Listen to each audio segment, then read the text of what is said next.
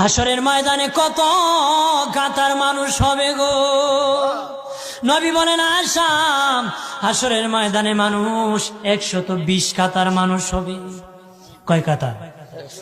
আয়েশা রে, হাসরের ময়দানে 120 কাতার মানুষ হবে। আয়েশা সিদ্দিকা বলেন ইয়া রাসূলুল্লাহ, ইয়া রাসূলুল্লাহ, আমি জানতে চাই আপনি রাসূলুল্লাহর উম্মত কত কাতার হবে?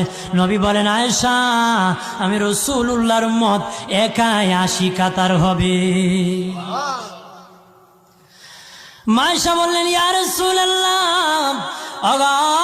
দিনের নবীজি 80 কাতার দিয়ে আপনার উম্মত হবে, আপনার উম্মতকে কেমনে আপনি চিনবেন? নবী বলেন আয়েশা রে, আমার উম্মতকে 3টা পরিচয় আমি চিনব। 1 নম্বর পরিচয়, আমার উম্মতের কপাল থেকে নূর চমকাবে, নূর চমকাবে। নবী বলে বাবা সাহাবীরা,